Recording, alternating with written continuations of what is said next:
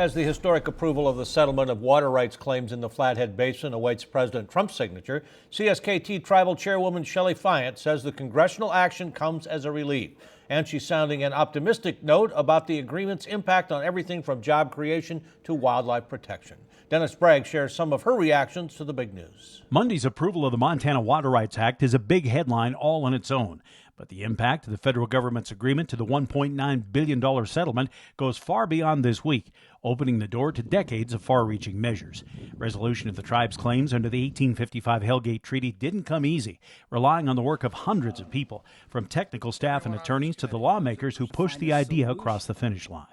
It's a huge relief, and I just think about the leaders before me that and all the councils before us that, had the foresight to start those negotiations and, direct the staff to, collect the data. We were so well prepared for this. And so it's great knowing that we're not going to have to go the litigation route. We're just so elated today. Next up, it's the Tribal Council's turn on how to ratify the agreement. We are actually waiting until the ink is dry before we have that conversation with the council. It does say in our Constitution that the council can make that decision, or they can put it out to the people, but we haven't had those discussions yet. Although much of the opposition to the Flathead Water Compact has cooled over the past decade, there are still those with concerns about the agreement's impact on farms and ranches and private property values.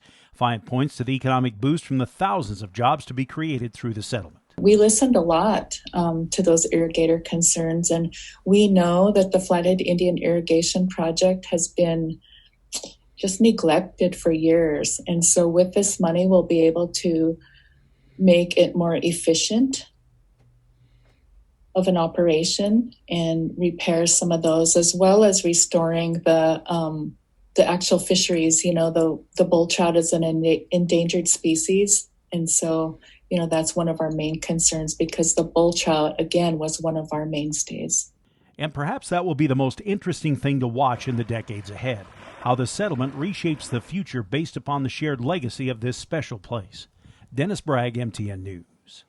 In addition to avoiding the expense of costly litigation, backers of the agreement also point out it will head off future environmental challenges that could have closed elements of the Flathead's irrigation systems.